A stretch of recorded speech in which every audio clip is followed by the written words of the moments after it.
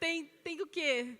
Aqui é a galera dos seniors, que eu sou do time dos seniors. A gente foi fazer um jantar for seniors, eu estava 10h30 na minha cama. A gente está até pensando em fazer uma edição, a Já é Online Brasil for Seniors, onde tem a modalidade leito e semileito, tu pode deitar, entendeu?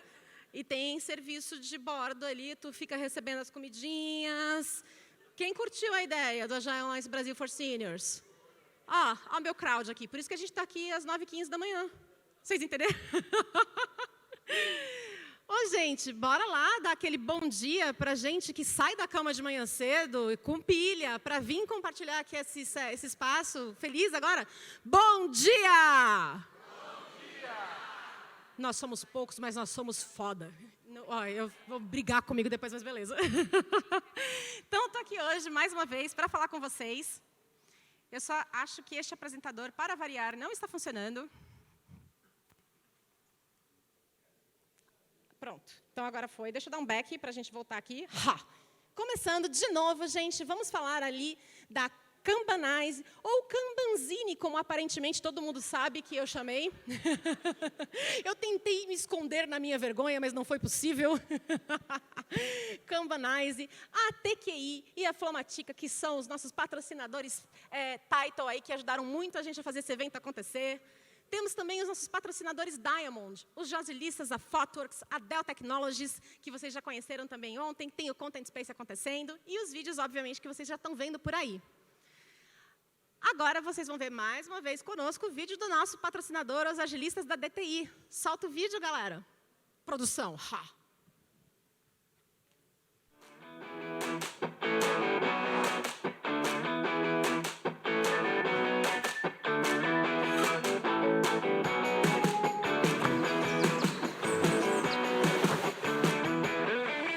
Bom dia, boa tarde, boa noite.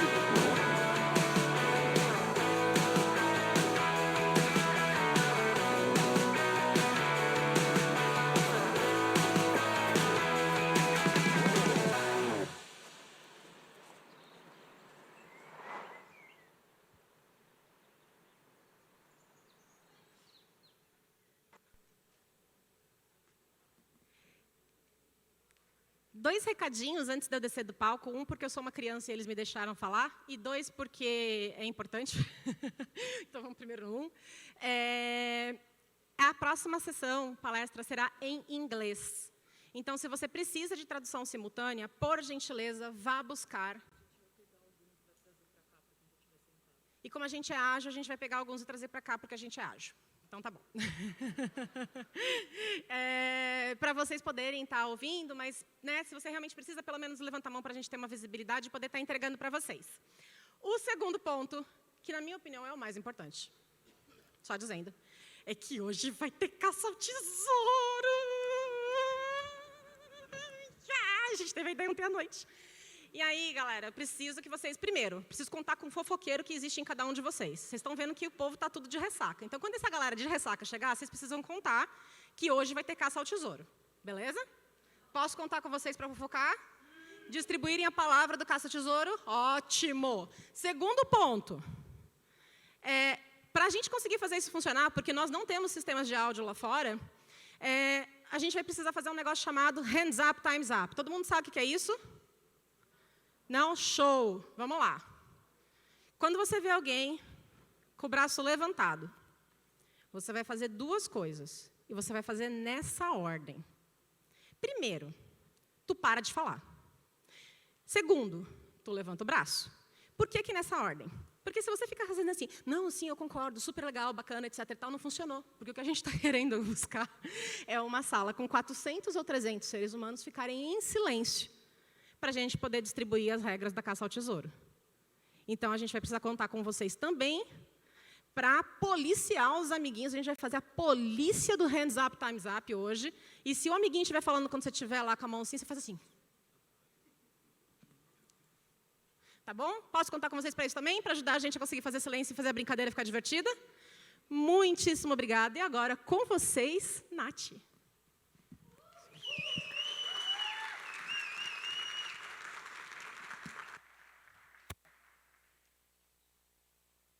Bom dia, sobreviventes.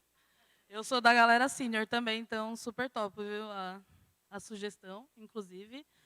Bom, galera, vim hoje aqui passar um recado, um tema que eu tenho uma paixão, inclusive, que é sobre diversidade e inclusão, né? Então, alguns recadinhos aqui da organização. Primeiro ponto, a gente tem algumas iniciativas aqui que o evento está apoiando com a ajuda de vocês. Então, aqui estão os QR Codes, acessem os QR Codes e vamos apoiar essas iniciativas. Então, a gente tem o Amparo Animal, que é uma luta em apoio à causa animal. Somos, que é sobre direitos humanos, em questão de direitos reprodutivos e sexuais. A Temis, que é sobre gênero na justiça para mulheres. E também o Coletivo Plural, que cuida, né, também está na luta de mulheres e meninas. Então, assim, temos causas aqui mega nobres e a gente precisa do apoio de vocês, contamos com vocês para acessar aqui, apoiar as iniciativas e também indicar, passar lá, marcar os amigos. Né? A gente postou no LinkedIn sobre as causas também. Vão lá, marquem as pessoas, convidem os amigos, vamos apoiar essas causas. Tá? Isso também faz parte, né? Já que temos um grupo aqui tão grande, se cada um aqui fizer uma pequena parte, um apoio, a gente vai fazer com certeza uma diferença gigante. Bom, segundo ponto, temos aqui no nosso evento o nosso código de conduta. Né? É para todas as pessoas. E isso para quê? Para que todos os participantes, né, tenham ali um direcionamento de que devem respeitar o código, todos devem ser bem cuidados. Né? Por essas questões, a gente tem aqui algumas regras, e esses códigos de conduta estão aí espalhados pelos totens do evento. Bom, e envolve todos nós, participantes, fornecedores, palestrantes, né? Vale para todo mundo.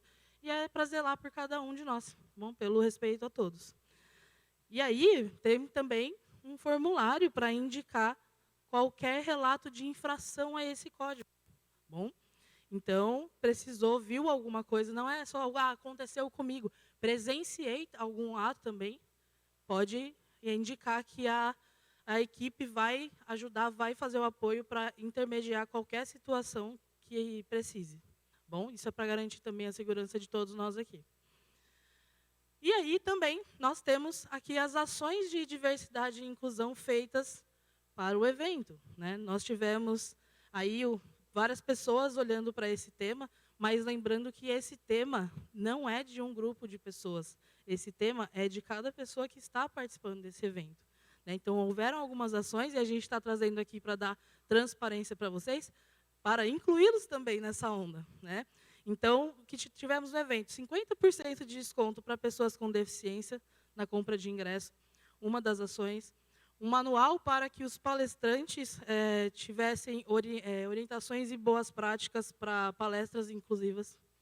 Né? Então, todos receberam ali um direcionamento de como fazer algumas ações para melhorar, para que as pessoas tivessem acesso, todo mundo tivesse acesso a isso.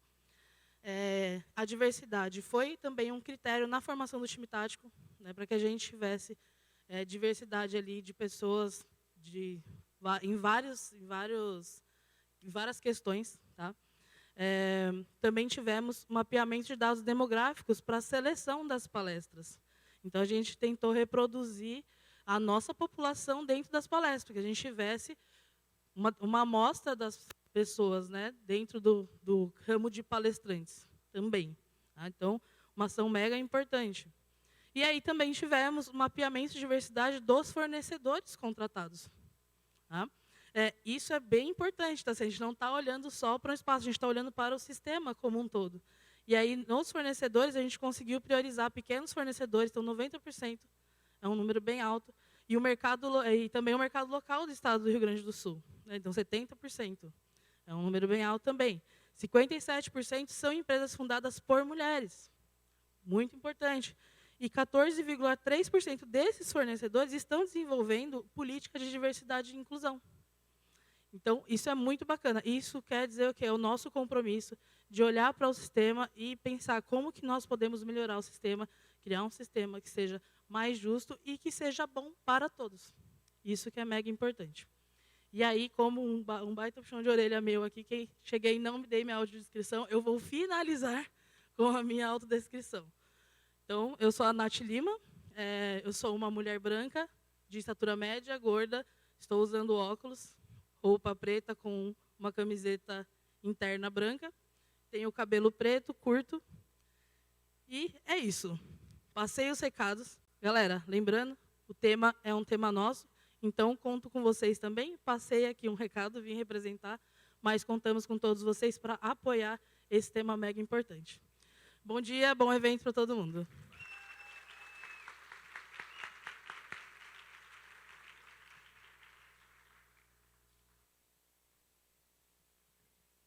Bom dia, pessoal.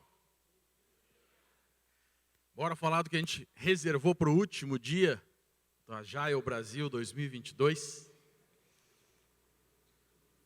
Recadinho rápido, acho que nem cabe muito a gente falar, mas quem ainda não baixou, a programação oficial está sempre no app, tá? E você consegue interagir com a gente através do bot.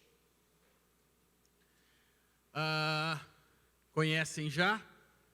A respeito dos open spaces, ontem começou a funcionar bem legal, teve vários open spaces muito legais que tiveram. Quem tem o bot recebeu o videozinho, ou então no Instagram da Agile Brasil, vocês viram um vídeo do Panda, explicando como funcionam os open spaces. Quem não viu, vale a pena ver. Tá? Uma boa tática ontem foi que a galera reservou o open space, né? Escreveu lá no Flipchart, assim, às 4 vamos conversar sobre tal coisa. E aí já fez o convite, ficou lá, acho que é uma alternativa também. Tem um assunto que você quer discutir, ainda que você não seja o especialista no assunto, não tem necessidade, tá? Escreve o assunto, coloca um horário e reúne as pessoas em torno disso. Você pode chamar palestrantes, você pode chamar outros participantes para te ajudar lá também. Quer fazer uma mentoria, não tem nenhum mentor por perto, abre um open space lá, junta uma galera, fala sobre o assunto. É isso. Lembrando que em cada sala, em cada open space, tem as informações dessas pessoas que a gente está homenageando no evento.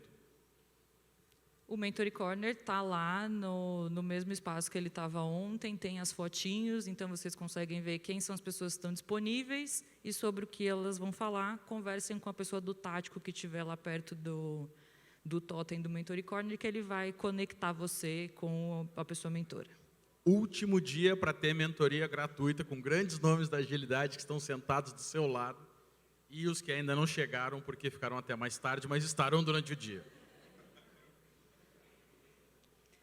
Fichas dos workshops, últimos workshops hoje, né, porque afinal é o último dia, a gente tem 2 pela manhã e 2 à tarde, fichas da manhã distribuídas às 10h30, fichas da tarde distribuídas à 1 da tarde. Bom, sessões de destaque que a gente tem hoje. Tá? Então, a gente tem Being Agile About Architecture, na sala 2, às 11 horas. Fui promovido a líder e agora, sala 3, meio-dia e meio. O segredo para ser um agilista em diferentes culturas, que vai ser na sala 1, às 15h30. E o tour que vai acontecer às 11 horas, saindo de próximo ao estande da DB Server. Tá? Em vários locais, a gente espalhou QR Codes onde você pode se inscrever. A ideia é, as pessoas que forem no tour, elas vão conhecer um pouco como é que funciona aqui a estrutura da faculdade e depois elas vão ter um painel. É uma roda de conversa sobre inteligência de dados. Então, recomendo quem tem interesse no assunto. Nossos keynotes, hoje nós vamos ter Cat SWETEL agora pela manhã e Lula Rodrigues encerrando o evento hoje à noite. Por fim, para saber sobre o Happy Hour, né, o Happy Hour pelo jeito tem funcionado, porque a gente está com metade do público até então. A ressaquinha bateu. O Happy Hour, vocês também recebem as informações através do bot. Tá? Então, interage com o bot lá, que no horário certo ele te manda o link do Google Maps, de onde a galera está indo, embora tenham acontecido vários Happy Hours que as pessoas estão conhecendo Porto Alegre, o que é super válido, só que hoje é o último dia para ter Happy Hour também. Né? Então, vamos aproveitar esse.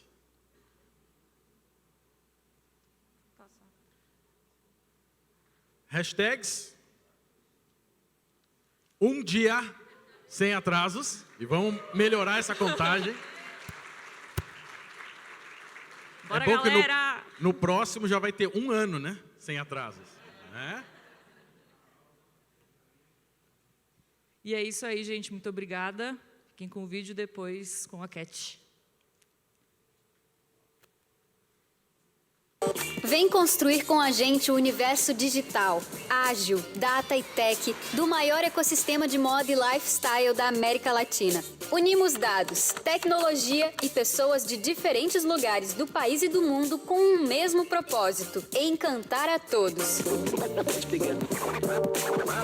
Somos um time de talentos globais e conectados para realizar experiências cada vez mais encantadoras para os clientes com sustentabilidade e diversidade, gerando impacto em diferentes países onde estamos presentes, on e offline, com mais de 750 mil pessoas circulando diariamente em nossas lojas e mais de 1.960.000 visitas únicas por dia em nosso e-commerce. Vem ser Encantec e colaborar com times multidisciplinares de várias culturas e lugares. Afinal, encantamos juntos.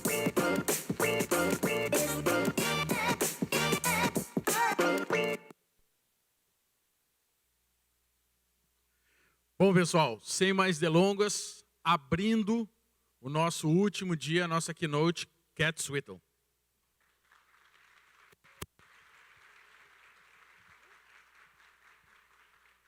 Bom dia.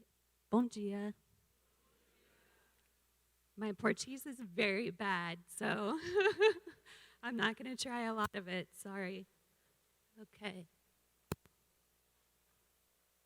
Is it clicking?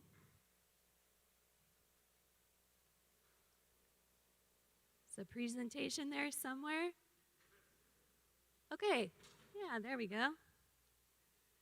All right, so the talk I'm going to give today is overcoming inertia. Okay, inertia, like when you get going in a certain direction, it makes it hard to change. Yes, so that's the topic. Who am I? I'm Kat SWETEL. I'm a white lady. I have brown hair and kind of a weird mullety haircut. And I'm wearing a black dress and a black jacket. And I guess some stuff you should know about me. I'm from Arizona. No one knows where that is, so you're not alone in that. It's the home of the Grand Canyon. So there I am at the Grand Canyon. That's the only reason that anyone in the world knows where Arizona is. And then another thing, I'm currently getting a master's in science and technology policy. So that's why I care about stuff that takes a very long time to play out, as you'll see through the course of this presentation. Also, I am a director of engineering at Nubank, and I think that's about it. Anyway, moving right along. A couple of notes. There are some QR codes that provide links to background information if you want to have your phone out, because I'm not going to go through and explain every single thing. And then the second note is these are my own hot takes. I'm not a philosopher, I'm not even a particularly good engineer, so take all of these opinions for what they are, I guess. Okay. All right, so inertia. I think one of the best examples of this is Kodak. Okay? Do you all know that they invented the digital camera? Yes.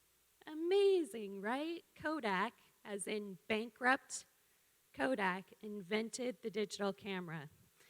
And it's really easy to be like, what a bunch of idiots. How did they not see this coming? They invented the digital camera, and then they just threw it straight in the trash. What a bunch of dummies. That would never happen to me, right? It's easy to think that. Let's talk about a more recent example. Do you all know what the Turing test is? Yeah, it's like where you talk to either a computer or a human, and you have to say, if it's a computer or a human. Yes, the Turing test. Good stuff, right? Nothing passes the Turing test yet, unless you believe the reports from disgruntled Google engineers. Or does it?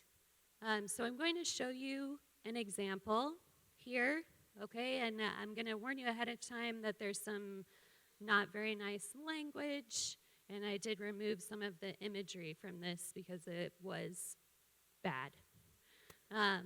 Okay. Is anyone familiar with Argutron?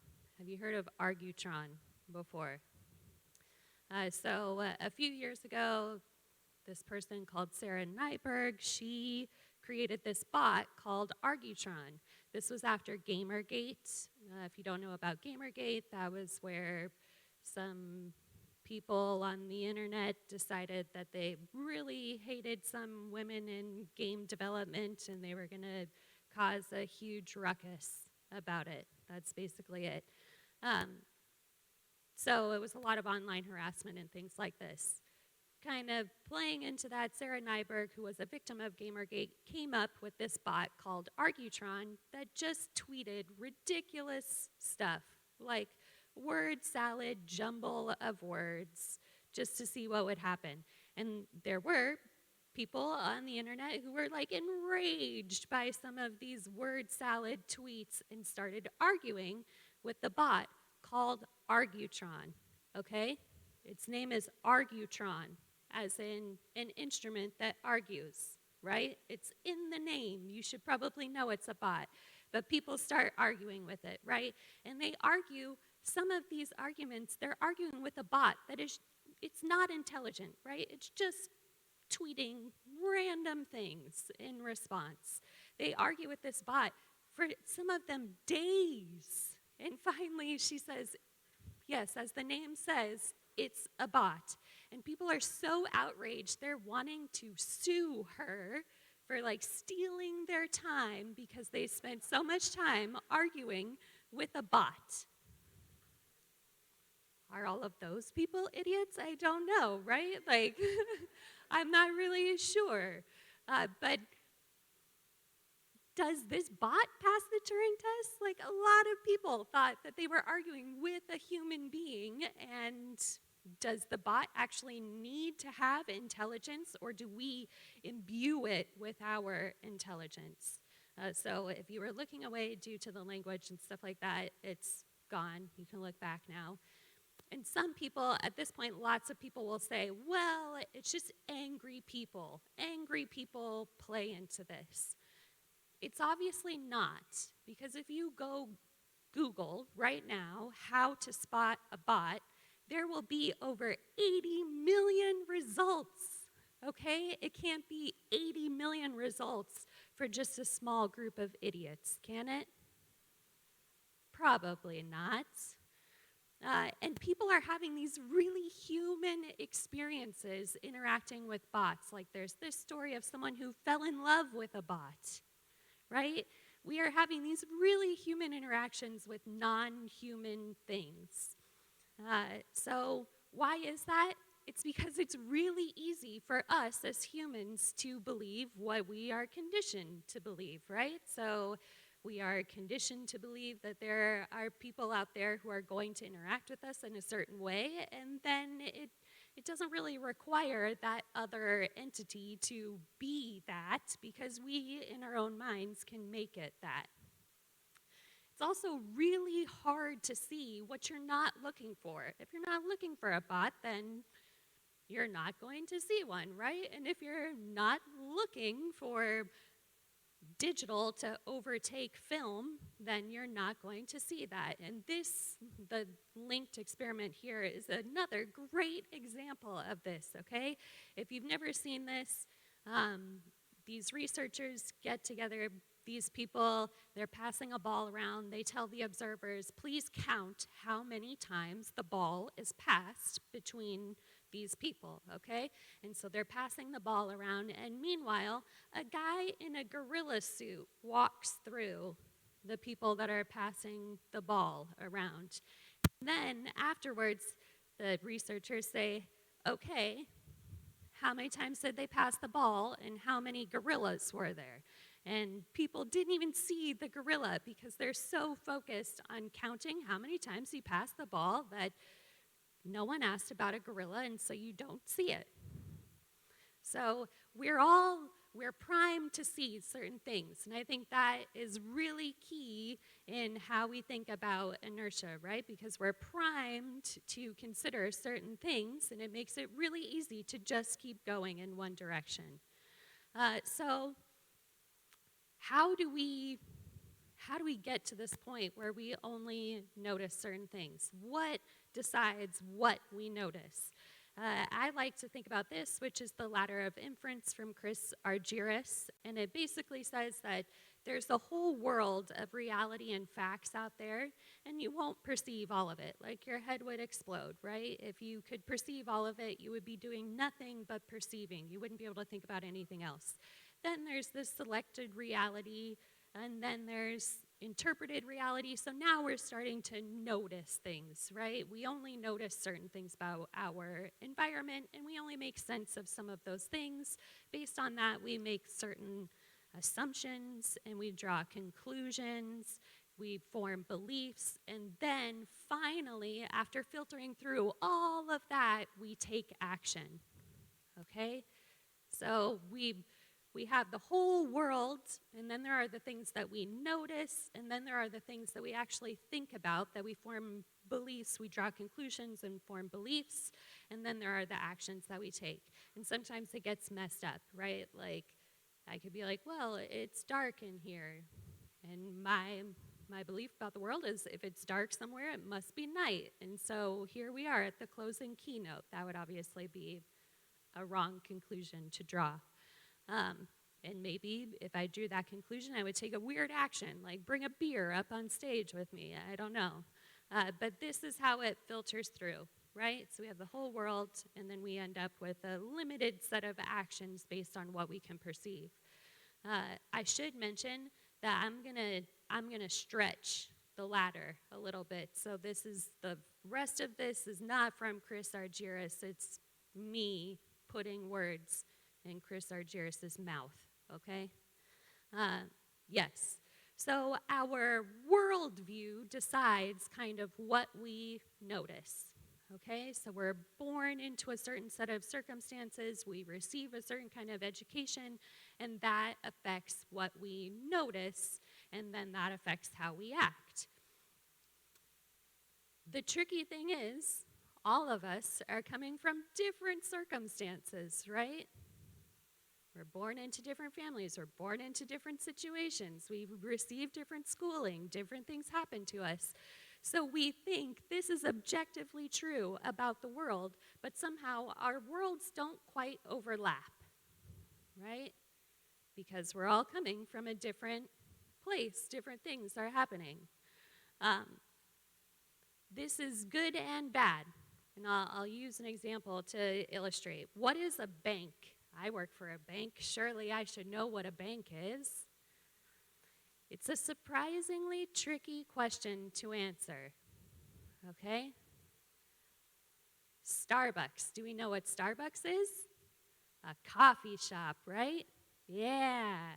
Okay, not a very good coffee shop in my opinion, but it is a coffee shop, okay. Or is it a coffee shop? Now, I'm not really quite sure. In the United States, it's the second most popular payment app. Starbucks is the second most popular payment app. Billions of dollars of payments being processed through the Starbucks app. It's a lot of money, right? A mind-boggling amount of money. Is Starbucks a bank? Tons of stored value cards being issued there, tons of payments being processed through Starbucks. Is bank even a useful concept? Lots of us come from a worldview where bank is a very useful concept. That's how I gain access to the economy. But there are also lots of other people that come from a worldview that is unbanked or underbanked. And so bank may or may not be a useful concept. It's surprisingly difficult to say. So now I've established through these stories that we all have blind spots. Each one of us has blind spots. And that's a lot of what leads to us getting caught in this inertia and heading in one direction. What do we do about it? Like, are we all just doomed to be the Kodak guy who's like, ugh, digital camera, that'll never catch on? If we want to do something about it, we want to take different action, then we need to go back to that worldview, right? And this is where we see the benefit of smashing up all of these worldviews together. If you want a different set of available actions for you to choose from, then you need to combine a different set of worldviews. You need to have people who will notice different things and arrive at a different set of actions. And then you need to be able to talk about those actions together and pick one. So we need to combine different worldviews if we want to have a different available set of options for action. This is the point when there's always someone who raises their hand, they're very excited, they're like, can't we solve this with algorithms? Yeah, let's do that, right? Because the idea for a lot of people is that algorithms are ahistorical, right? You can get rid of all the bias because you have data, and those are all true facts. And you have your algorithm trained on that, and then it's completely bias-free, okay? And so then us people, we don't have to think about it. This is not true at all, right?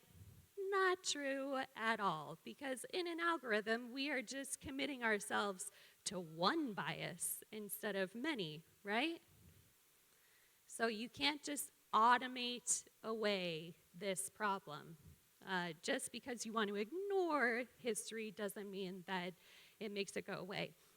And I'll give you an example. There's a very popular algorithm that is used in a lot of healthcare systems to determine the risk profile of patients that are entering that healthcare system. I should say it was used. It's not used so much anymore, and here's why. So it projected the risk profile of the patient based on the estimated future cost of that patient. That sounds good, right?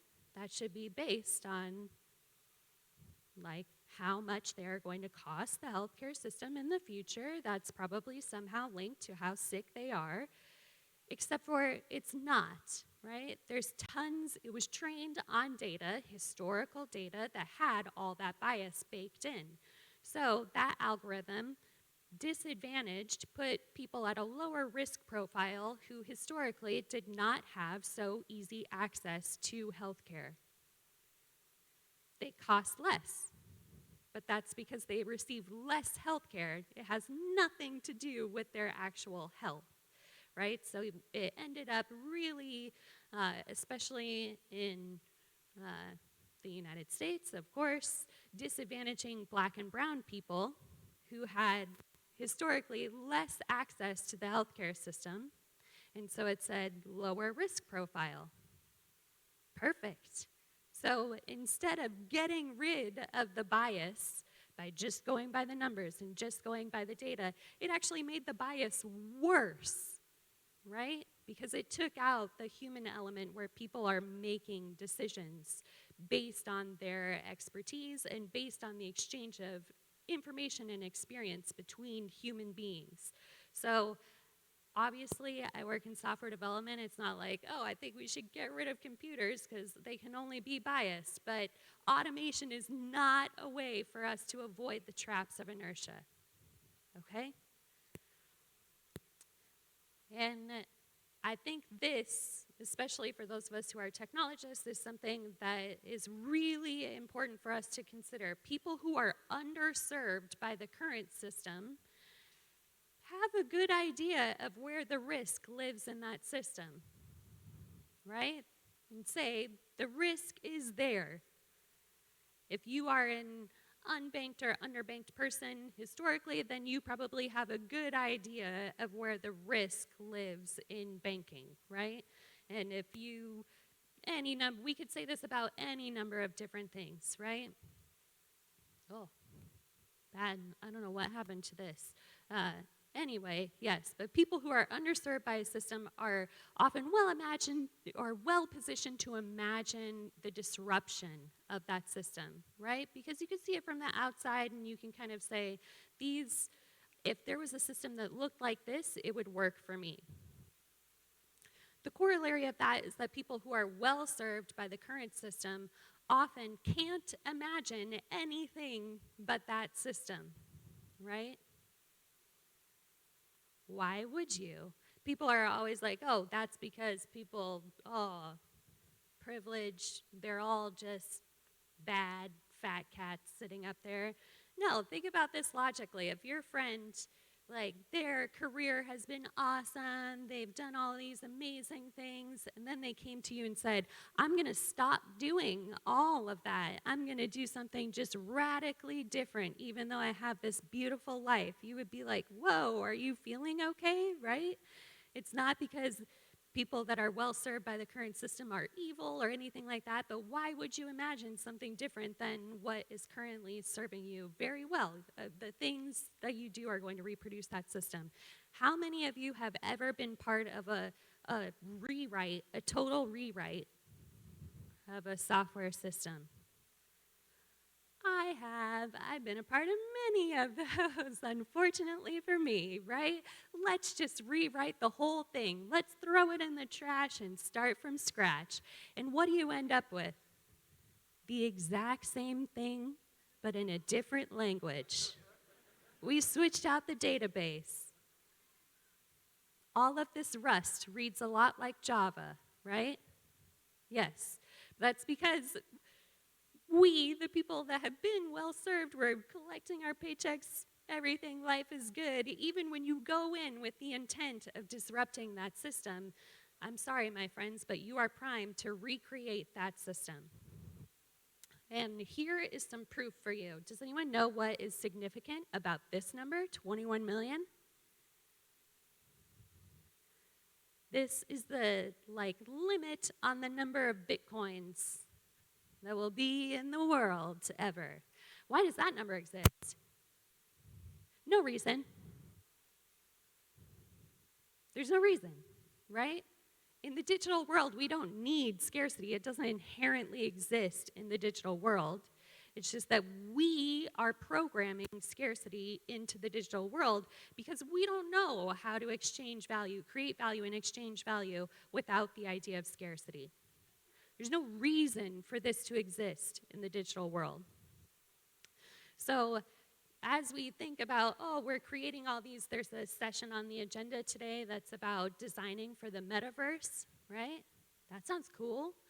But let's be really clear that that doesn't mean that we just have to recreate the things that we have in the physical world in the digital world. And we're all at risk of doing that. There's no reason to think that the same thing that happens to us on all of our software system rewrites isn't going to happen as we enter a digital world. So what do we do about this? Good news, everybody. We have some tools already. How do we exchange information so that we don't fall into that same trap? We bring together people that are well served by the current system and people that are underserved by the current system. If you're familiar with domain-driven design, you have these tools, right? We have the idea of crunching knowledge, which is where we bring people together and we try to exchange experience so that we can really be in the domain. So we have some of these tools already. And if you talk to Eric Evans about this, he will say that he should have written a whole book just on this topic. Why is that?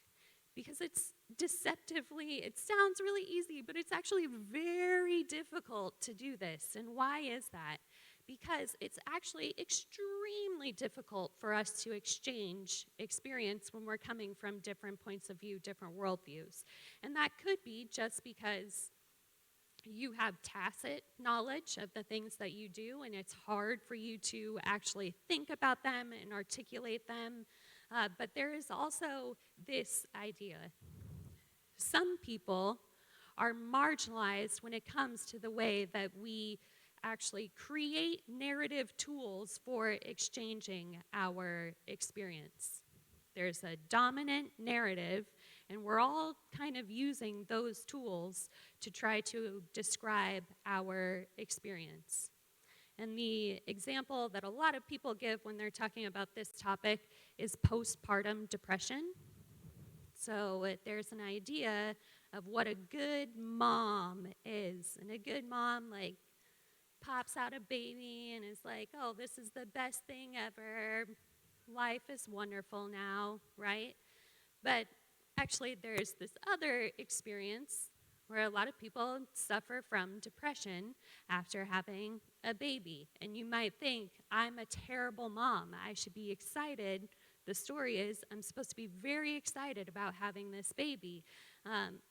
And you may not know that postpartum depression even exists until you go to a doctor and maybe share your experience. But it's actually hard to relate that experience because it's so different from what the dominant narrative is. And so when we're trying to exchange experience, we're all kind of working with this single toolkit that was made for one narrative, and it makes it very hard to exchange different sorts of narratives, right? Like, have you ever tried to use an IDE for a language it's not really intended for? It is that feeling, right? Except for when we're exchanging information and experiences across. So all right, everybody, get ready. I'm going to try to speak Portuguese again. Paulo Freire, okay, he wrote this book called Pedagogy of the Oppressed. And there's this idea of conscientização. You know, this word doesn't even exist in English, and so that's why I have to say it in Portuguese.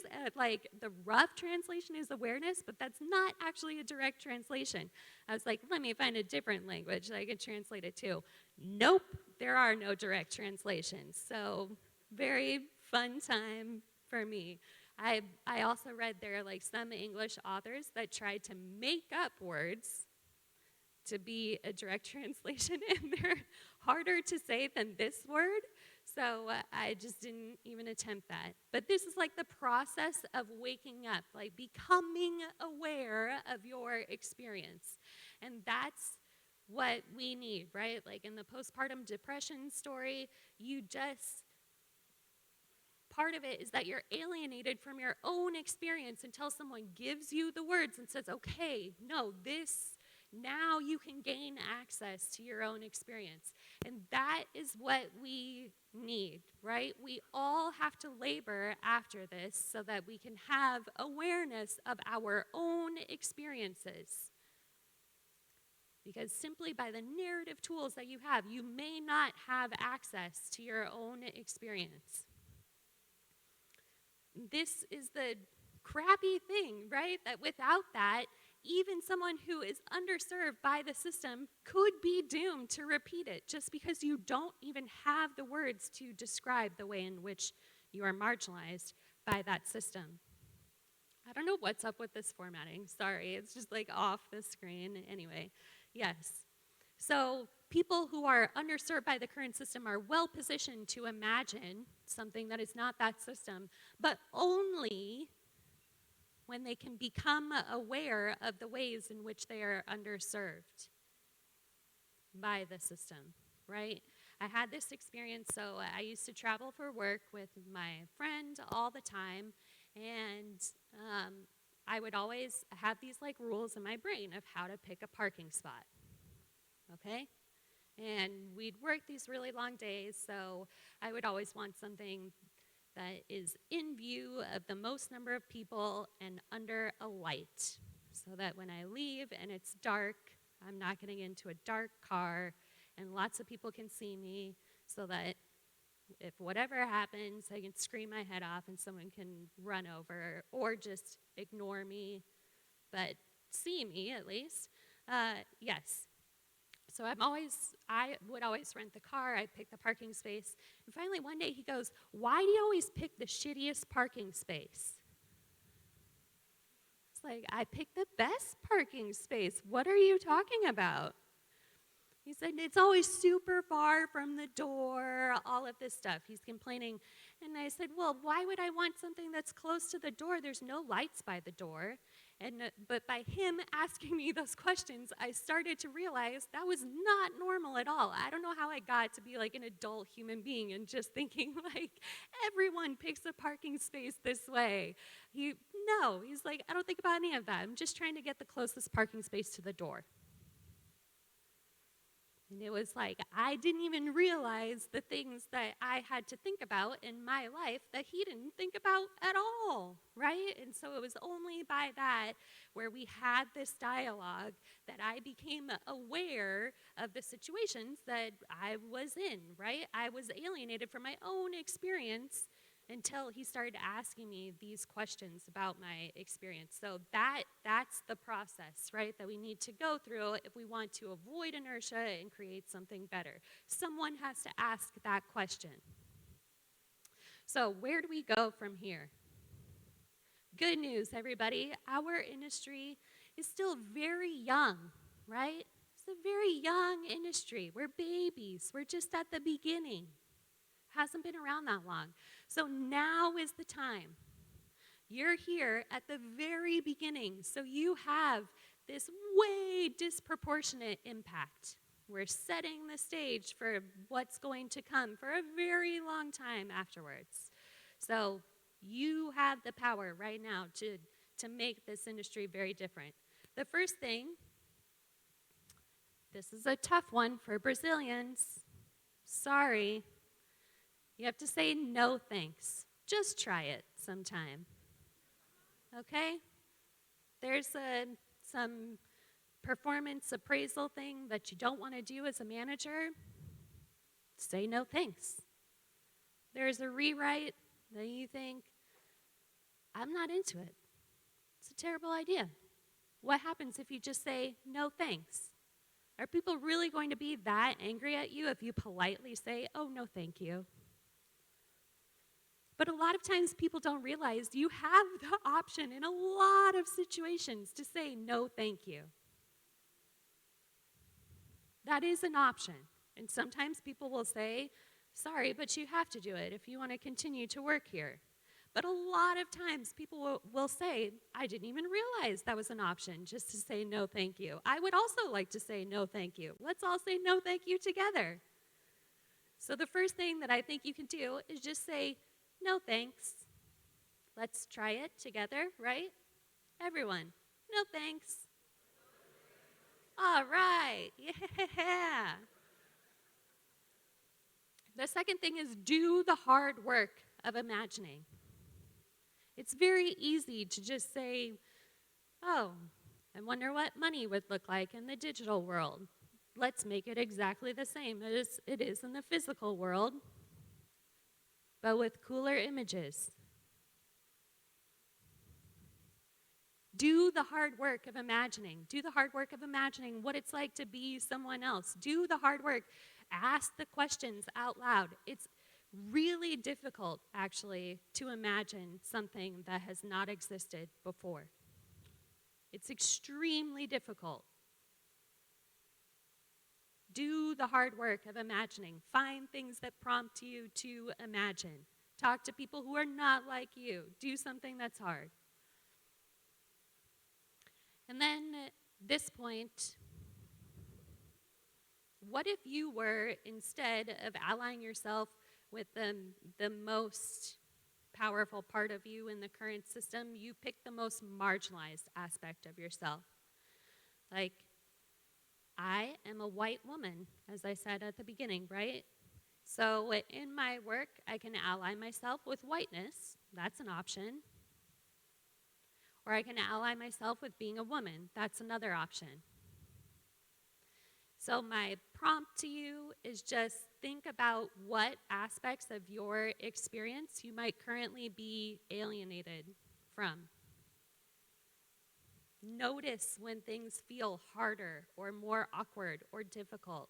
And instead of just trying to ignore that or make it easier, become curious about it to see What would it be like if I take the position of allying myself with the most marginalized parts of my experience?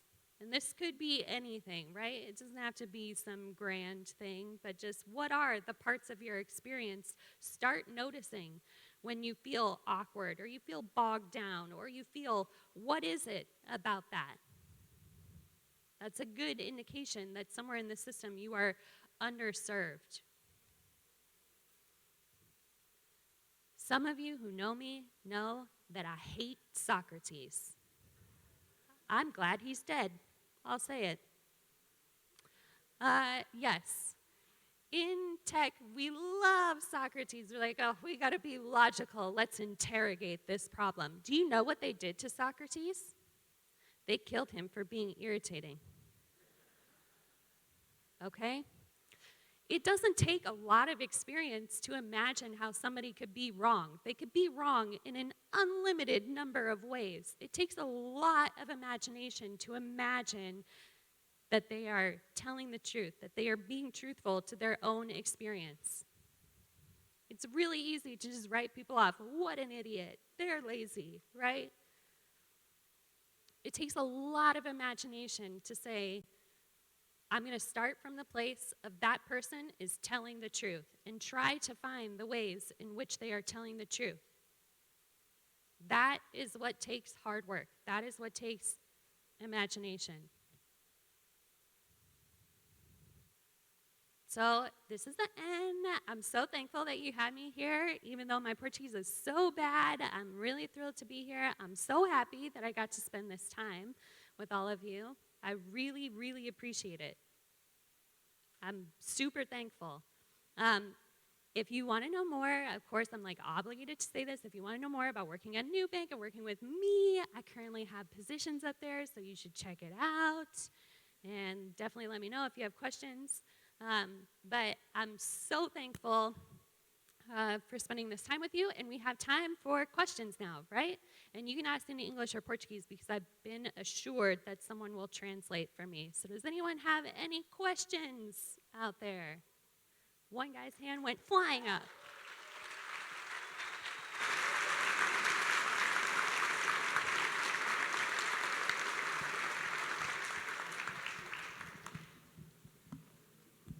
Hi, Kat.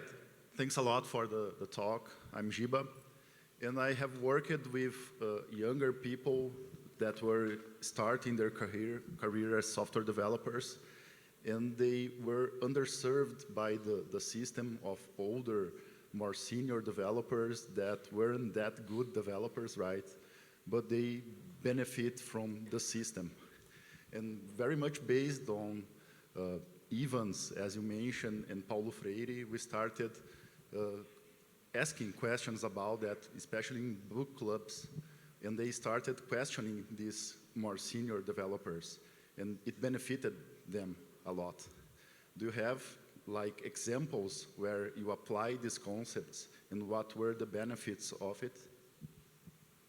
Yeah, there's this expertise gradient, right? And there are experts in our systems who can look at those systems. They know how the systems were made. They can disregard rules and kind of imagine all of these things. And then there are people who are brand new who really rely on the rules to tell them about the system. So in my experience, the first thing is just making people aware that that gradient exists. And I like the work of Hubert Dreyfus for doing that. He has these like nice classifications on expertise, but that is what I have shared with a lot of my engineers before, so that they become aware that it's part of a natural progression of skill acquisition for people to start out being dependent on the rules. And then once they're able, once they know the rules, really know them, then they can start to ask questions like, is this rule valid in this situation? And so first, making people aware of their own level of expertise. Like, you didn't just pop into the world being some principal engineer. You also followed a trajectory of skill acquisition, and this is a natural thing. Hubert Dreyfus, the reason that I like his work is because he thought a lot specifically about our industry. So he did these like big AI projects and stuff like that, and so I find that it's more applicable than other models of skill acquisition. So first, just making the senior engineers aware of their seniorness, I guess, so that, but then the other thing is thinking about evolution of systems. And ironically, I think I've run into a lot of senior people who resist the evolution of the system. So we have components like cloud compute is an example of this, right? Like there used to be a bunch of expertise where you had to like know individual servers and oh, this one gets cranky around this time, right? And they have little names and now we have the cloud, like you have no idea about any of that, right? But it's because we had to evolve compute, right? Until now we have it as a utility where it's highly repeatable, and sometimes people that have their expertise tied up in something that is evolving towards utility, they resist the evolution of that. They don't always want it to become more repeatable. So I also think that that is like a big issue that I have observed in that difference in expertise. Like sometimes the young developer actually has the vision to say, this is a thing that should just be a commodity. It should be highly repeatable. There's no reason I should need to have expertise in this. It's bonkers. And then you'll have people that are like, oh, kids these days, right? And I don't want it to be repeatable. I want it to stay this artisanally crafted server, whatever. Like, I love this rack. So I think those are the two things. Number one, make people aware of their expertise, and then number two, be sure that people understand that higher order innovation is enabled by the evolution and commodification of lower order things. That's what we do as a society. It also applies in computer science. Yeah, I think that's it. I think I'm out of time, but I don't know. One more question? Okay, we can do one more question if anyone has a question.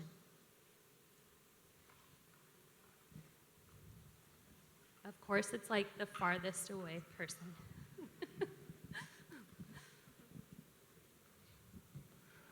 Thanks for the talk. You said you work for Nubank, right? So we know how the credit score system usually oppress the underserved, right? And I don't know if you can answer that, but I would like to know how do you handle this internally, and how the shareholders see what you guys are trying to do in this matter? Of course, I can't answer for what we do internally, but standard disclaimer, read our statements on our website, all of that kind of stuff. It does. Our SEC filings do have like a description of this and like a description of how the market can think about that approach, but like me, Kat, specifically, a human being in the world, we're at a point where we have to do something about this, right? Because we, even in markets where historically there has been a high penetration of banking in the market, it's dropping, right? It's degrading. People are increasingly unbanked or underbanked, or even if they are banked, they have very little access to actually participate fully in that, and it's kind of a different category from unbanked because ATMs are disappearing as well. So I don't know what the answer is, but I feel like we're at a breaking point. That's my personal opinion, and I'm interested in what we as a global society are going to do about it next. I think that's it. Thank you. Thank you, Kat. Thank you for bringing us and share your experience with you. Okay? Make some noises to Kat again, one more time. Thank you. Galera, lembrando que a gente tem a saída para o coffee agora. Voltamos depois para as programações nas salas. Para quem não estava no começo, a a gente deu um aviso muito importante sobre os sorteios. Hoje eles não vão estar embaixo da cadeira, então não adianta sair procurando. E o spoiler que a gente deu é que vai ser uma caça ao tesouro. Então fiquem atentos para coisas que não deveriam estar nos seus lugares, porque isso possivelmente pode ser um indício de prêmio, tá bom? Nos vemos daqui a pouco. Tchau, tchau!